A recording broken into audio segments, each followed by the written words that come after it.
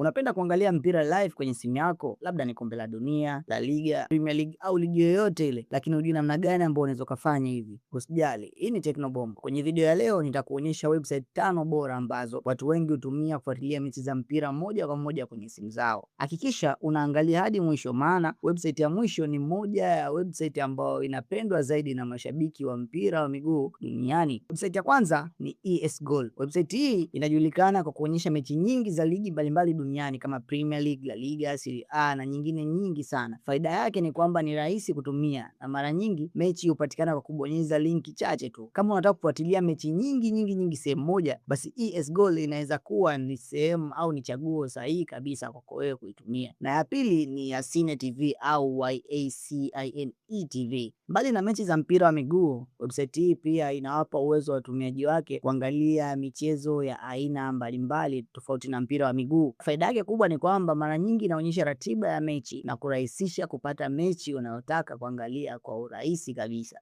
Na ya tatu ni Crickfight TV. Ingawa ilianza kujulikana zaidi kwenye michezo mingine mbali na mpira wa miguu, leo hii watu wengi hupenda kuitumia pia kuangalia mechi za mpira. Na faida yake kubwa ni kwamba mara nyingi ina uwezo wa kuweka machaguo tofauti ya stream au quality ya video ambazo inazionyesha. Kwa hiyo inampa uwezo mtumiaji kuchagua video kulingana na internet anayotumia. Na website ya 4 ni Camel Live. Website hii inapendwa na watu wengi ambao wanatafuta njia rahisi ya kufuatilia mechi moja kwa moja kwenye simu. Faida yake ni muonekano wake kwa mwepesi na rahisi kuelewa hata kwa mtu ambaye anaitumia website hii kwa mara ya kwanza. Na website ya 5 na bora kuliko zote ni Fawa News. Mbali na kuonyesha mechi, website hii pia huwapa watumiaji taarifa mbalimbali za mechi na ratiba za michezo inayofuata. Na faida yake kubwa ni kwamba unaweza kufuatilia habari na mechi mbalimbali za mpira sehemu moja ndani ya website hii hapa. Na hizo ndo website 5 bora ambazo watu wengi hutumia kufuatilia mpira